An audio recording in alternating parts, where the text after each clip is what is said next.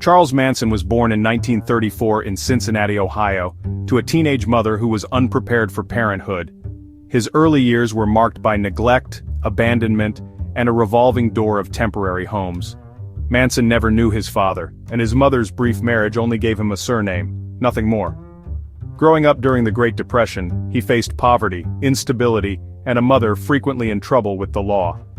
When his mother was imprisoned for robbery, young Charles was shuffled between relatives, never forming stable bonds. The lack of love and guidance left him isolated and angry, fueling early delinquency.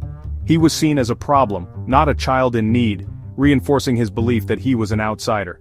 By his teens, Manson had already embraced a life of crime, feeling no loyalty to a society that had discarded him. The emotional scars of his childhood shaped a manipulative, resentful personality.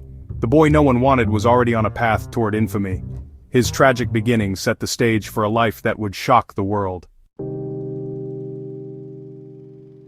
Manson's criminal record began before his teenage years, leading to a cycle of reform schools and escapes. Each institution hardened him, teaching him more about crime than rehabilitation. He survived through theft and robbery, seeking power and control he never had as a child. Prison became his home, and he spent most of his life from age 13 to 32 behind bars. Inside, he learned to manipulate, read people, and play roles to survive. The system meant to reform him only sharpened his skills as a manipulator. When released in 1967, Manson was a man shaped by prison, entering a world he barely understood. The summer of love in San Francisco became his new hunting ground. He was ready to prey on the lost and searching, using his prison-honed charisma.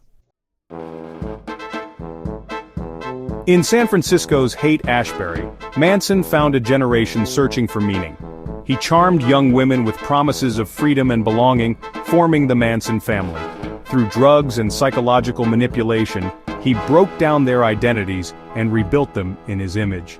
Isolated at Spahn Ranch, the family became a cult, with Manson's word as law. He preached a bizarre prophecy called Helter Skelter, predicting a race war inspired by the Beatles' music.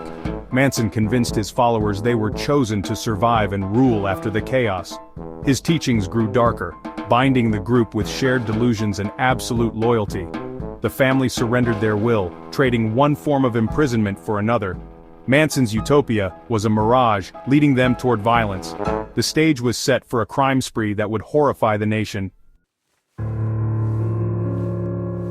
Manson decided to ignite his prophesied race war by orchestrating brutal murders. He sent followers to kill at random, hoping to frame the Black Panthers and spark chaos. The murder of Sharon Tate and others at Cielo Drive, followed by the La Bianca killings, shocked America. The senseless violence shattered the peace and love image of the 1960s. Manson's cult showed how easily lost souls could be manipulated into evil. Fear and paranoia swept the nation. No one felt safe. Manson's wild-eyed stare became a symbol of evil, his story a warning about the dangers of blind devotion. His childhood neglect and years in prison were not excuses, but chilling explanations. The Manson family's crimes ended an era of innocence and left a permanent scar on America. Charles Manson's legacy is a haunting reminder of how darkness can grow from neglect and manipulation.